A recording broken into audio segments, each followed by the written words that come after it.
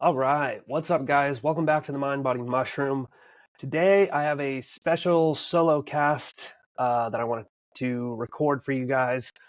Um, I'm sure everyone on planet Earth has been following this Epstein story. This is something that I have been passionate about for at least a decade now. And this is a story that I've found to be super interesting and obviously extremely relevant right now. Um, but it's a hard one to kind of jump into because you're like, do I start at the beginning? Do I do a high level view? Like, how do I, tackle this beast and put it in a way that is coherent and um, also isn't going to require me making, the next 10 episodes about Epstein. So it's kind of why I've never really tried producing any content about it. But I've been following the work of Dropsite News, which has published some really interesting articles, specifically about Epstein's relation to Israel and sort of his work as a pretty apparent intelligence asset. But they are doing some breaking reporting and are some of the only people who are really talking about these stories. So what I thought I'd do is read you through one of their latest articles that came out on November 18th and kind of pause to make some commentary along the way, because I think it really demonstrates how the world works at the highest echelons of power. These are the elite circles where there's a murky overlap between intelligence agencies, um, big business, organized crime, elite banking families, nation states, blackmail rings. I mean, it's everything that you could possibly ask for in like a James Bond movie, but somehow dumb and disgusting and fucked up across the board. But for that reason, I feel like I was just going to read through this and then go off on maybe tangents as I think of stuff. But before I do, this episode of the Mind Body Mushroom is brought to you by Wind and Sea Coffee. We are mushroom coffee for coffee lovers, not the chalky stuff, not the instant powder that tastes like mud. This is the best tasting adaptogen infused coffee on the market. I know that I'm biased, but I really mean it. I've tried pretty much everyone out there, and this is the best tasting, bar none. At Wind and Sea, everything starts with real certified organic coffee and certified organic extracts. We infuse our coffee at the whole bean level, so you keep the flavor and you keep the freshness. First, choose your roast, then choose your infusion. We have mushroom infused or CBD infused. We have a light roast, a medium roast, a dark roast. However you drink your coffee, we meet you there. And if you're not a coffee person, we still have you covered. We make ceremonial grade matcha, chai, mocha, and superfood lattes, all infused with functional mushrooms. Why adaptogens in your morning routine? Because better energy, more focus, no spike and crash. You get the ritual and flavor of real coffee with the added benefits of organic, fruiting body, functional mushrooms that support your nervous system and help you stay steady throughout the day. So if you want coffee that actually helps you feel better, head to windandseacoffee.com and choose how you infuse, because good habits don't have to suck. All right, now we got that out of the way. This article was published on November 18th over at Dropsite News. I highly recommend anyone check out some of their other articles because they've been doing a series about this. But this one's called Jeffrey Epstein Pursued Swiss Rothschild Bank to Finance Israeli Cyber Weapons Empire. Now, it's a pretty psychedelic title, but I'm telling you, it gets even weirder. Now, let's begin. With an avalanche of new documents released by the House Oversight Committee and looming legislation mandating further disclosures, the press has renewed its relentless coverage of the life and times of Jeffrey Epstein. Yet, with some notable exceptions, a major part of his life's work has remained outside the media's gaze. His relationships with the State of Israel and his prominent role in helping advance the Israeli cyber weapons industry. On July 31st, 2019, just 11 days before Jeffrey Epstein was found dead in a Manhattan jail cell, his connection to the Rothschild banking dynasty became the subject of major public controversy. Anonymous sources informed Bloomberg of a 2015 visit to Epstein's New York mansion by Baroness Ariane de Rothschild, the CEO of Edmund de Rothschild Group, a storied private bank and one of the largest Swiss financial institutions by assets under management. The bank's spokesperson denied any relationship to the notorious American sex trafficker. Epstein was found dead on August 10th, 2019. 4 years later, after Epstein's meeting calendars were leaked to the Wall Street Journal, the bank finally admitted that de Rothschild had met with Epstein as part of her normal duties at the bank between 2013 and 2019. Epstein provided introductions to U.S. finance leaders and law firms and provided tax and risk consulting, the bank disclosed, while also helping de Rothschild personally on a, quote, couple of occasions with advice on estate management. The bank remained vague about the actual nature of its relationship with the convicted sex trafficker. Newly released documents revealed that Epstein and de Rothschild's personal relationship was much closer than the bank previously acknowledged.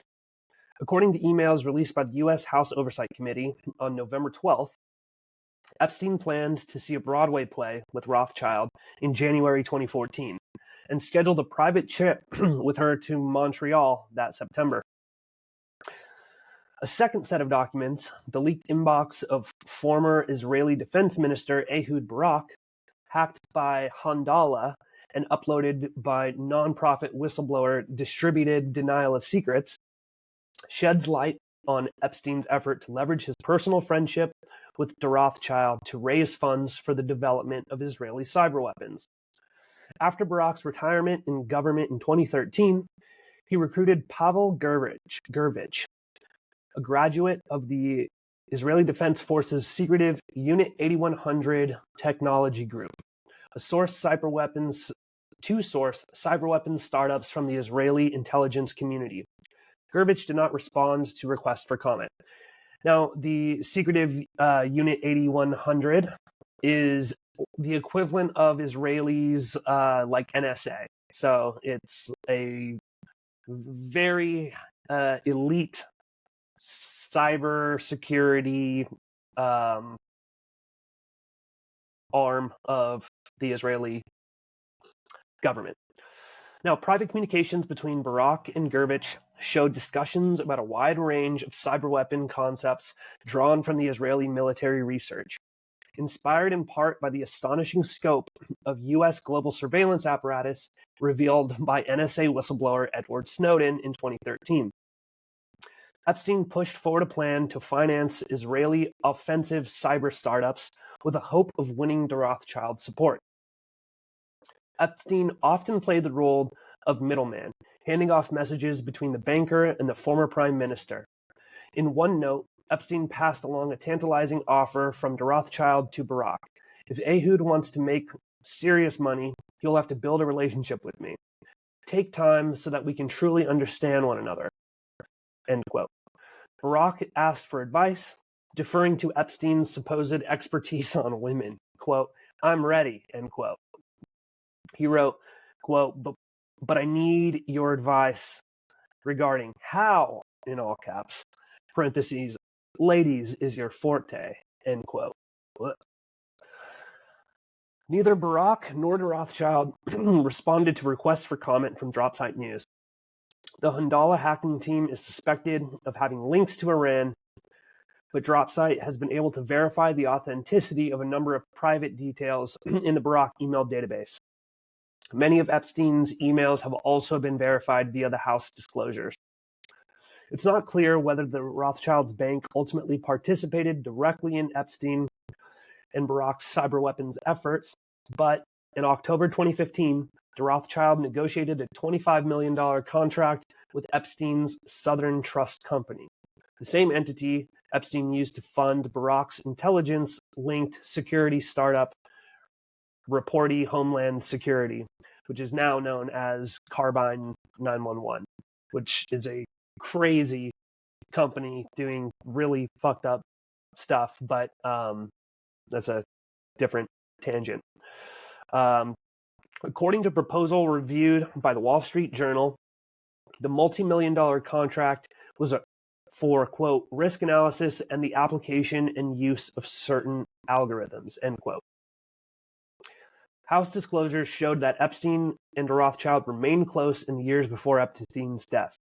In an email exchange in 2018 with former Obama White House counselor Catherine Ruemmler, Epstein gossiped about de Rothschild's marital issues with Benjamin de Rothschild, heir to the Rothschild fortune. He wrote to Ruemmler, Ariane said Ben giving her a very hard time and did not know about tattoo. She wants her to do wife-like things. Ugh. End quote. Ruemmler replied, barf.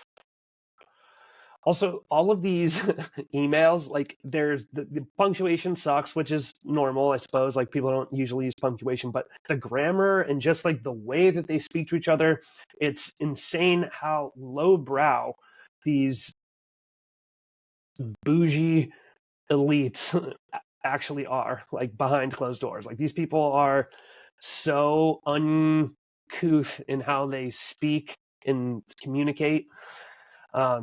So Ruemmler met Epstein when he reached out after she left the Obama administration on behalf of the Rothschild Bank, asking if she'd be willing to represent them in an ongoing Department of Justice investigation into money laundering and tax evasion.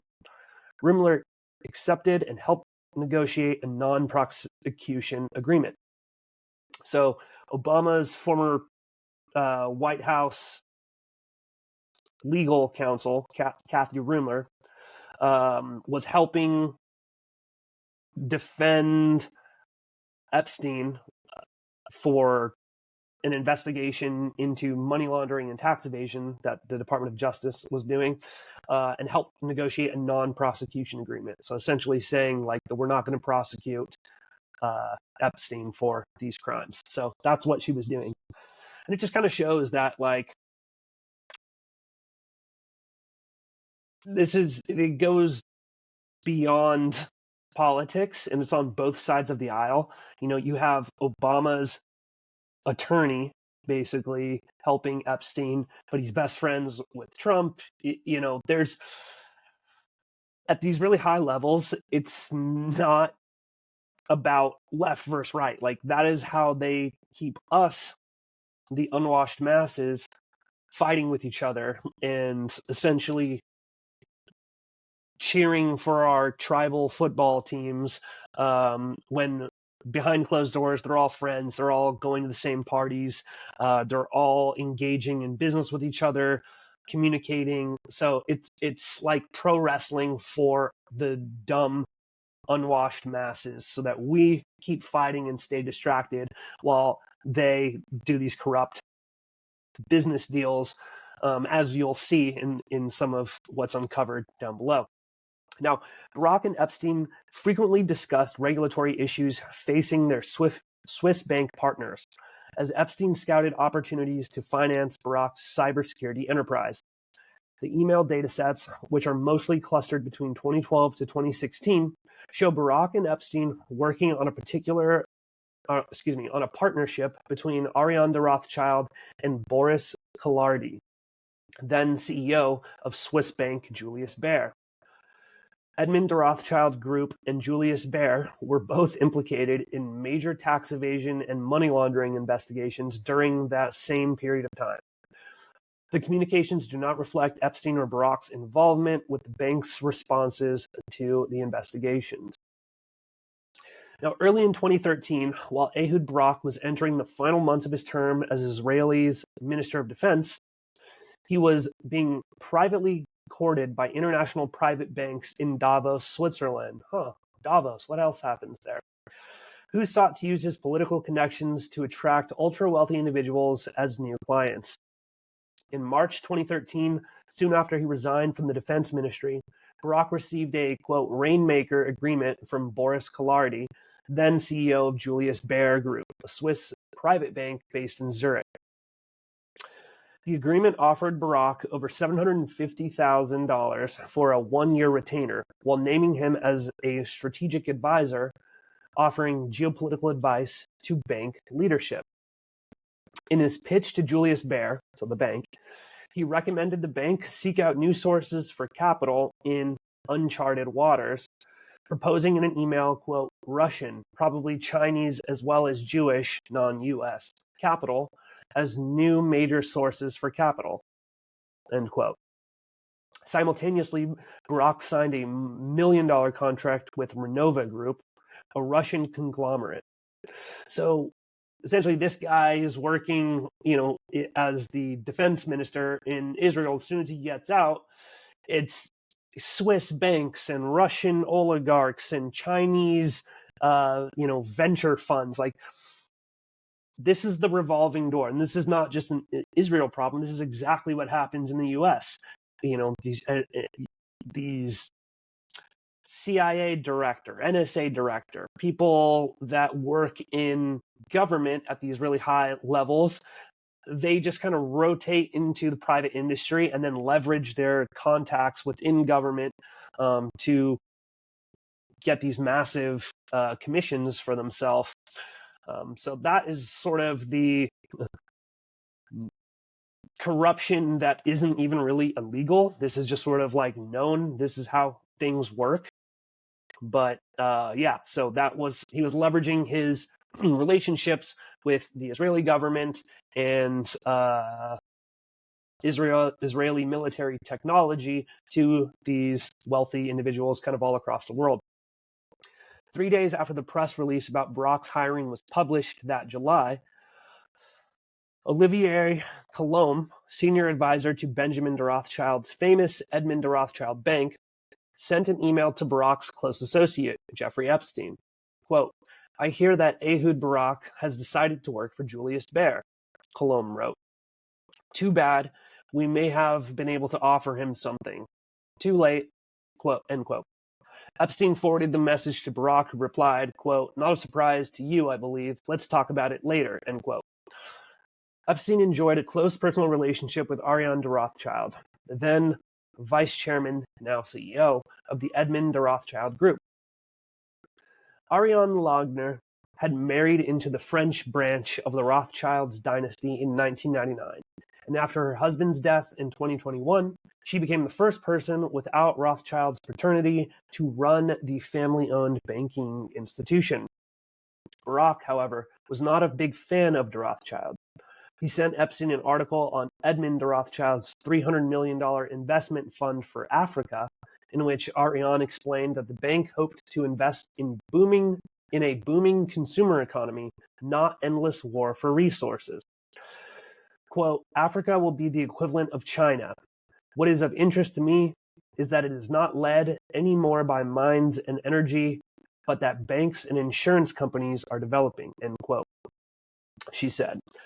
Barak was horrified, captioning the article, Globalization of Cultural and Media Consumption. Epstein was similarly chagrined. Quote, I am aware, he lamented, she is lost. It's no mystery why Epstein and Barak disagreed with de Rothschild's take on Africa. The two men were simultaneously engaged in mining and energy investments in several African countries, selling Israeli security tech to embattled presidents in Nigeria, Cote d'Ivoire, and beyond. Creating a booming consumer economy in Africa was not on their agenda. And there's another article that DropSite published about Epstein selling Israeli security tech to Cote d'Ivoire. And it just kind of shows this dude is doing business on behalf of Israel, not just Israeli tech or as a middleman. I mean, there's definitely a degree of kind of plausible deniability. Like, he's not a W-2 employee of the Israeli government or any government for that matter. But that's kind of how these intelligence cutouts work. They want to find people that have relationships and are willing to operate on behalf of the interests of the countries that they represent, but that are not necessarily directly tied to it. But you're not just like some financier when you're selling technology, Israeli tech, to warlords in Nigeria, right? Now, in his emails to Barak, Epstein indicated he viewed Ariane de Rothschild as a misguided byproduct of nepotism. He compared Benjamin de Rothschild's decision to appoint her as chairman to the bank to Barak putting his son-in-law, a classical cellist, in charge of the Israeli military. Quote, "She has many interfamily battles as well as biz.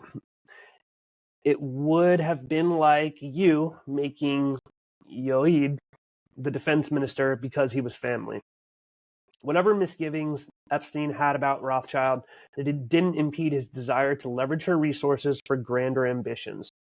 Epstein was a super connector of the world's elite and began building a relationship between the former prime minister and the private banking heiress. He invited Barak and de Rothschild to dinner at his New York mansion on September 23rd, 2013. So this is after his sweetheart agreement that Alex Acosta gave him in Palm Beach was in 2007. So this is 2013. So anyone that is working with Jeffrey Epstein at this point knows that he is a convicted sex trafficker. On November 18th, Barak sent Epstein a link to the news article about Edmund de Rothschild's bank opening a new London branch with the message, quote, "Any news recently from the lady?" 3 days later, Epstein passed along a message from de Rothschild to Barak. Quote, "My thoughts were confirmed when it was said to me, if Ehud wants to make serious money, he will have to build a relationship with me. Take time so that we can truly understand each other," end quote. Epstein told Barak he didn't respond to de Rothschild's offer. "I just listened." Barak was eager to exploit the opportunity, but he deferred to Epstein on the psychology of women. Quote, "I'm ready, but I need your advice regarding how ladies is your forte." Epstein told Barak what he must offer to de Rothschild: time, attention, stable, recurring, predictable, all caps, where, what, when. See, this is what I mean. This is like this pretentious fucking, like, what are you, time, attention, stable. Like this, oh, I'm so fucking wise and I'm giving you this sage advice, and I'm speaking like I'm a spy, but you're saying nothing. Like this, no one knows what the fuck you're even talking about. There's a lot of that in these emails, but Barak offered Epstein ideas for a donor-advised venture capital fund focused on strategic sectors of the Israeli tech economy. A donor-advised fund is a philanthropic fund that allows donors to make tax-deductible contributions while recommending which investments and grants to spend the money on. This is crazy, and I'll explain, but let me just get to the end of the paragraph. Edmund de Rothschild's bank was known for building umbrella funds with smaller thematic funds that could attract large amounts of capital from global investors. Barak proposed a small fund, as in 4 to 5% of the overall planned volume, based on Israeli companies in telecommunications, cybersecurity, and biotech. First, let me just kind of comment on this. Ehud Barak is suggesting, just a small fund. So you have this large umbrella fund and just a small sliver of that for these, thematic funds. So 4 to 5%. 45%, as in 4 or 5% of the overall planned volume would be going to fund telecommunication, cybersecurity, and biotech. Biotech is one of the most capital intensive industries you could possibly, like, you and I don't just go and start a biotech firm. I have a startup coffee firm and I could barely afford to bootstrap that business. Biotech is like Pfizer, it's Moderna. These are incredibly capital intensive industries. Same thing with telecommunications and cybersecurity.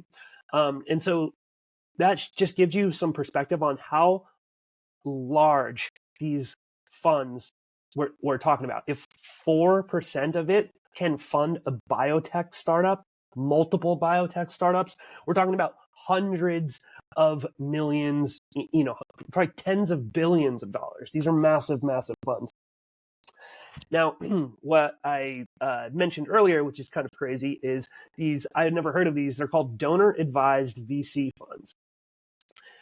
It's a philanthropic fund. So essentially, wealthy people get to donate money to these VC funds so that they get tax deductions. And then they get to make recommendations for which investments that the grants spend the money on. So it's kind of like a way of getting a tax deductible investment vehicle where you get to pick how your money is invested. There's always going to be kickbacks and opportunities. You're not actually doing this out of philanthropy. This is a business decision because you're expecting some sort of return. How you get that return with, I don't 100% know. Maybe it's as simple as you just get some sort of percentage on the upside of your investment. I don't 100% know, but it's just showing like at this level, you're able to, there's vehicles and investment vehicles that the average person obviously does not have access to, where you get to make tax deductible donations to a philanthropic fund where you are funding the development of Israeli telecommunications and cybersecurity. As of what I mentioned earlier, in offensive, like cyber hacking and stuff like that. Just super interesting that, but okay. Now, Epstein had been pursuing the concept of a large donor-advised fund for several years. According to unsealed emails from the U.S. Virgin Islands lawsuit against J.P. Morgan Chase, after the 2008 financial crisis, Epstein tried to convince J.P. Morgan executives to establish a donor-advised fund backed by the Bill and Melinda Gates Foundation. It's all the same players, all the same names, doing the same shady shit under the guise of philanthropy. Until he was forced out of the American Bank in 2013. He continued to shop the idea to European private banks after he moved his accounts to Deutsche Bank in August of that year. Barak asked Epstein for help building the relationship with de Rothschild. I will need some guide along the way, is what Barak asked. Epstein reassured Barak that he was in good company with former U.S. military leaders with lucrative careers peddling intelligence-linked cybersecurity products. Former NSA and CIA Director Michael Hayden and the U.S. Cyber Command Keith Alexander, he wrote, quote, "Okay, consider you, Michael Hayden, and Keith Alexander would be easy to raise serious money. You wouldn't have to do the dog and pony show." So again, just leveraging, oh, you were the CIA director, like, great, we'll just throw money at you. On November 25th, 4 days after his conversation with Epstein about outreach to Rothschild, Barak arranged a private brainstorm session with Pavel Gurvich, a veteran of Unit 81, the secret technology unit of Israeli military intelligence. Barak and his business partner then failed to buy a major stake in the spin-off to the spyware vendor NSO Group, whose products have been used to target dissidents and journalists, including the late Washington Post columnist Jamal Khashoggi. I just want to pause for a second because it's interesting that they're talking about Jamal Khashoggi because when Epstein was working at Bear Stearns and he was doing quote unquote financial bounty hunting, and essentially helping people hide money and minimize their tax exposure. One of his clients was this guy named Adnan Khashoggi. Adnan Khashoggi was an associate of Robert Maxwell and was one of the largest weapons traffickers in during the Iran Contra scandal. And Trump actually bought Adnan Khashoggi's yacht and named it Princess, for Ivanka. But so here's the Trump connection to Adnan Khashoggi, Adnan Khashoggi's connection to Jeffrey Epstein, Jeffrey Epstein's connection with companies that were targeting dissidents like Jamal Khashoggi. And Jamal Khashoggi was not just a journalist, for the record. Like, his ties go much deeper, and he was very much in this kind of Iran-Contra web. So he kind of gets played off as just like this, like, innocent Washington Post journalist, but there's a lot more to his story as well. But I would highly also recommend people check out on Netflix. They did a documentary called The Octopus Conspiracy. It's pretty good. There's a lot of other content around it that I think is better. There's been some good podcasts, some other documentaries, but it's about the Promise software scandal. Essentially, this journalist named Danny Casolaro back in the early 90s was investigating this story. He was writing an article for his magazine that he worked for that had to do with like the U.S. government. It was a lawsuit between the U.S. government and this company, that like a software development company called Inslaw, and they had created one of these first like database softwares. It was called Promise, and it was an acronym for Prosecutor Management Information System, just a way of like storing data online in like a searchable queries. So something very commonplace nowadays, but in the 80s, this was this was high technology, and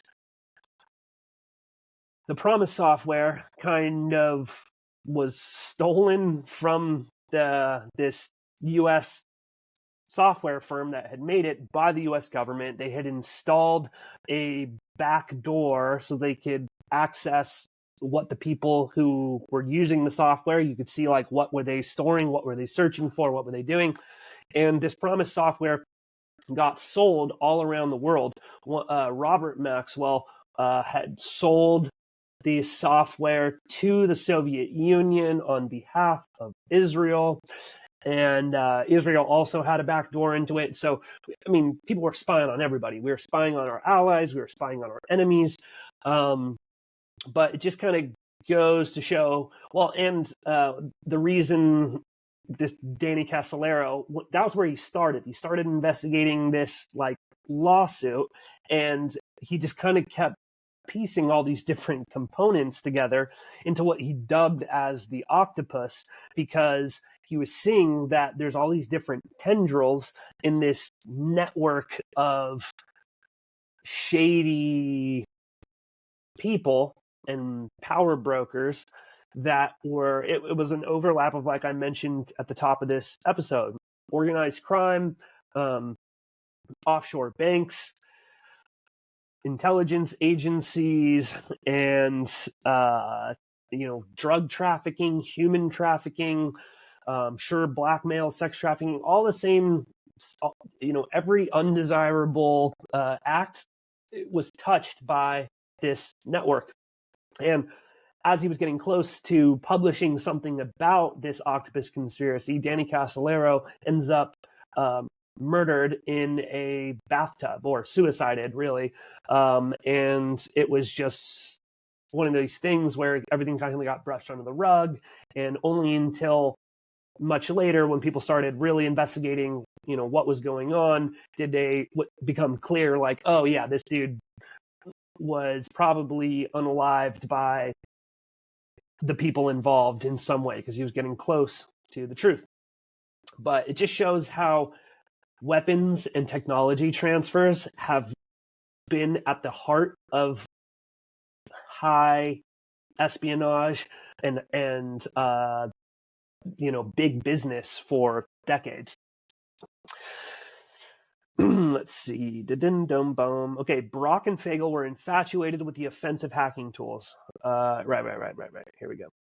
After the meeting, Gurvich emailed Barak a map of undersea transatlantic cables and network access points which had been disclosed by the Snowden leaks, with the caption, "Imagine a similar map of Chinese and Russian activities." Fagel, like Barak, was an elder statesman with limited technical understanding of cybersecurity, but he clearly understood the military and economic opportunity presented by cyber weapons, like the Promise software, right? And that was in the 80s. Think about what is available now with artificial intelligence and satellites. And, I'm sure that there is scary technology out there, and people are willing to do virtually anything to protect those interests. Fagel wrote back, "I don't claim to understand this in detail, but it's striking that such info floats around the whole world. Somebody will always try to obtain such info and or try not to share such info. That's why the cyber market will never be satisfied and the problem can never be solved completely." Gurvich agreed to advise Barak and Fagel on an investment fund to develop offensive cyber technology by finding promising early-stage companies and products in Israeli military research units. Gurvich proposed several areas of focus for cyber weapons, including an NSO-like company that targets cell phones, hacking tools for routers and internet-connected appliances, and surveillance of the Tor network. Gurvich began headhunting for military intelligence personnel working in these domains. The trio weighed strategies for spinning off Israeli intelligence tools into software-as-a-service startups. Gurvich wrote, "We can try to pursue projects like these individually, or consider Ehud's idea of building an advanced cyber lab whose main purpose could be create proof of concepts that we can try selling using Ehud's connections. Once we see that there is interest in one, we can choose to develop it in the lab or spin out a firm dedicated to it." In the meantime, Epstein continued to foster the growing personal relationship between Barak and Ariane de Rothschild. On January 30th, 2014, Epstein invited Barak to a dinner meeting in Paris with himself, de Rothschild, and French President Nicolas Sarkozy. Epstein himself bowed out of the meeting shortly beforehand, saying he had a cold. But in a sign of his close interest in the meeting, he managed all the logistics by email, ultimately arranging for Barak to visit the Rothschild's bank office in Paris. Also, Emmanuel Macron worked for a Rothschild bank before he became president. It was like an early job in his career. So just kind of an interesting thing that, Rothschilds, presidents, heads of state, Jeffrey Epstein, it's all a tangled web, right? Now, the morning after the scheduled meeting at the Rothschild Bank, Barak flew to Germany to attend the Munich Transatlantic Security Conference. There he met with Michael Hayden, the former NSA director whom Epstein had previously name-dropped while coaching Barak on the strategy for financing cyber weapons. Before his flight, Barak's wife, Nili Priel, emailed him a dossier on Hayden to prepare him for the meeting. After the conference, Barak sent an email to Hayden thanking him for the appointment while referencing an unspecified plan to be set in motion. Quote, "It was good meeting you in Munich. I meant what I've said to you and wonder whether we can meet later this month to review the options. Let me know if the whole idea makes sense to you." End quote. Epstein later emailed Barak asking for an update on the talks. He asked, "How was Munich?" Barak replied, "Munich was okay, better to talk over the phone." Barak and Hayden tried to schedule a follow-up meeting in New York City in the following week, on February 26th, but the trips missed overlapping by a few hours. Hayden promised, "We'll keep working on it." Neither Fagel nor Hayden responded to the interview from DropSite.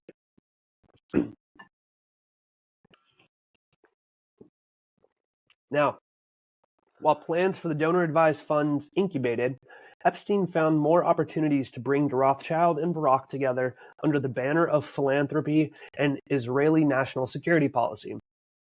On March 30th, 2014, Epstein sent Barak an email. "I'm trying to figure out how I can be more helpful." The next day, Epstein passed along a message to Barak from the Rothschild Baroness. Quote, "Hi, Jeff. Would you mind asking Ehud whether or not he's advising the Herzliya Conference editorial committee on bringing to the conference former or current defense minister security specialists?" End quote. The Herzliya Conference is an annual national security policy summit run by the Institute for Policy and Strategy, founded by ex-Mossad research chief Uzi Arad. The conference convenes Israel's top political security, intelligence, and business leadership to shape the country's security agenda. Barak was on the board of directors of Interdisciplinary Center Herzliya, which organized the conference. Barak wanted to be helpful, but he was unsure how to respond to de Rothschild's message about the conference attendees. Quote, "I'm on the board of the IDC think tank, which organizes Herzliya's conference, but what's the question?" End quote. Epstein replied, "I send you what I receive and know," and told Barak, "I will be speaking to her in an hour." Barak asked Epstein to gather more context. "Thanks, use your senses to recommend me."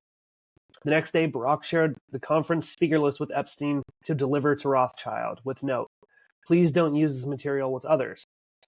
The Rothschild Caesarea Foundation sponsored the 2014 Herzliya Conference in honor of the foundation's 50th anniversary. Caesarea is a coastal region between Tel Aviv and Haifa, where the ancient Roman and Byzantine port city once stood. In 1921, the British Mandate government leased the Caesarea sand dunes to Edmund de Rothschild's Palestine Jewish Colonization Association for 200 years. So this just kind of shows how the roots of Zionism and the state of Israel largely stem from British colonization, Rothschild banking interests, and listen, I'm Jewish and I respect Israel's right to exist. I'm actually not anti-Israel. I think, if you look back at, many countries across the world, pretty much every country, there is some fucked up, inhumane crime that happened that created that nation. I mean, I live in the United States. Like, obviously, colonization is part of the deal. But we're told, the state of Israel was a land without a people for a people without a land. And when you really start digging into the actual history of it, I mean, you're seeing in the 1920s, there's British mandates to lease the sand dunes to the Rothschilds for 200 years. And now here we are in, the 2010s, and there is the state of Israel and the Rothschilds, using this land for their own business interests. And then you just see the Gaza plan that happened under this ceasefire agreement, and you see it's a giant development proposal, and we have Tony Blair, the former prime minister of the UK. So it's same playbook, just a different decade. Now, moving on. The French branch of the Rothschild family was essential to founding the modern state of Israel. The Jewish state, the 1896 pamphlet considered the foundation of modern Zionism, was originally titled Address to the Rothschilds. In it, Theodor Herzl appealed to Edmund de Rothschild, whose family had become prominent financiers of the European colonial enterprise, to finance settlements for Jews fleeing ghettos and pogroms in Europe. The Rothschild's heir established the Palestine Jewish Colonization Association to purchase land for Jewish settlers. In February 1948, the Zionists paramilitary Haganah violently expelled the residents of a fishing village near the ruins of Caesarea and demolished most of the homes that remained. In 1962, Ehud de Rothschild and the Israeli government agreed to convert the Caesarea lease into a tax-exempt nonprofit foundation in which the foundation would develop the real estate around Caesarea with profits distributed as grants for higher education in Israel. But in 2010, regulators discovered the foundation held nearly $500 million shekels in surplus liquidity at the end of the year, but only contributed 20 million shekels to higher education. The Israeli tax authority issued an income tax assessment for more than 100 million shekels, challenging the foundation's tax-exempt status. The Herzliya Conference branding was a PR strategy for the Rothschild Foundation, while the case was still pending in court. Ariane de Rothschild delivered the 2014 Herzliya Conference opening address on the legacy of Ehud de Rothschild, titled Social Entrepreneurship and the Spirit of Pioneering in the 21st Century. Okay. In her speech, de Rothschild addressed the tax dispute. Quote, this deeply ingrained relationship between the Rothschild Foundation and the State of Israel is being questioned today by our partner. My husband, Benjamin, and I expect that won't be challenged any further, end quote. The bank executive used Herzliya platform to promote venture philanthropy, the very same nonprofit framework Epstein and Barak planned to exploit as a strategy for funding the Israeli technology sector. In an interview at the conference, she observed that Israel was unsustainably dependent on philanthropic grants, as younger diasporic Jews inheriting wealth were reluctant to support Israel. She said, quote, Jews abroad struggle with their questions. Are we Jews? Are we Zionists? Are we both? End quote. She proposed applying pure market tools to philanthropy so contributions could become venture investments rather than endowments. This way, a younger generation of donors could take an active role in shaping the outcomes of their charitable contributions. The startup nation must become the leading social startup nation. End quote. Barak had been scheduled to speak at the Herzliya conference on June 10, 2014, and he planned to meet with the Rothschild at the conference. Then, a few days before the conference began, Epstein informed Barak of the last-minute plans for a dinner meeting with Peter Thiel. Here we go. You saw our Dark Enlightenment episode. If you haven't, I recommend checking that, but you can see how all these fucking big tech elites and weirdos are all tied into each other, and their view for the future does not include you being free and happy. Peter Thiel on June 9th at Epstein Mansion in Manhattan. Barak remained in New York and canceled his meeting with Rothschild in Israel. The Rothschild Baroness was frustrated by her reception at Herzliya, and Epstein relayed this to Barak in a June 12th email. Quote, are you in Geneva? You might want to tell Ariane, who hated the conference, end quote. Barak replied, I'll be there next week. That's what happens where she first pays, then checks, rather than the other way around. I'll call you. After hanging up the phone, Epstein immediately emailed de Rothschild to set up a meeting with Barak. Epstein scheduled a breakfast at the Rothschild's home in June 18th, before Epstein privately emailed Barak to brief him. Quote, she has a real problem with her foundation and the Israeli government. I will need 20 minutes of your time to brief you, end quote. After the meeting, Epstein pinged Barak for an update, writing, Barak asked for a number to call so they could speak on the phone. It's unclear what, if any, help Barak could have offered to assist Rothschild in the foundation's tax dispute. The conflict was with the Israeli government escalated over the following year. In May 2015, de Rothschild explained in an interview that her husband was refusing to visit the country in protest over the matter. Man, it's a shame that there's a misunderstanding about what we do and how we do it. It is insulting that the state casts doubt on us. De Rothschild said, quote, if there is a family that does not have to prove its commitment to Israel, it's ours, end quote. Yeah, you fucking shiesty motherfuckers. Finally, in 2018, the Rothschild Foundation and the Israeli government announced that they had reached a new pact. As part of the deal, the foundation agreed to invest over $200 million in education grants in Israel, while releasing land to build 2,000 homes on the seaside town of Akiva, a nearly exclusive Jewish community. The foundation fought efforts, meanwhile, to advance the land to the adjacent Palestinian-Israeli town of Jir al-Zarqa. The agreement extended the foundation's tax-exempt status till at least 2032. In a statement announcing the pact, the Israeli government praised the considerable contribution of the Rothschild family to the realization of the Zionist vision and to the state of Israel. Dropsite was unable to confirm whether Barak or Epstein was involved in the resolution to the dispute. In May, we're getting close to the end, so stick it with me. Stick with me. In May of this year, Ehud Rothschild's bank's Luxembourg unit was convicted of money laundering related to embezzlement from Malaysia's sovereign wealth fund between 2009 and 2013. Yeah, not surprised. This marked the first time a bank in Luxembourg ever had been convicted of money laundering. The Swiss financial regulator, FINMA, also found Julius Baer, with whom Barak had a consulting agreement, committed major anti-money laundering violations during the same period. Boris Kollardi, the head of the Julius Baer, was personally reprimanded by FINMA. Epstein and Barak were intimately familiar with money laundering and tax evasion issues facing Ehud Rothschild and Julius Baer, and frequently discussed these topics with each other, and occasionally with the heads of banks.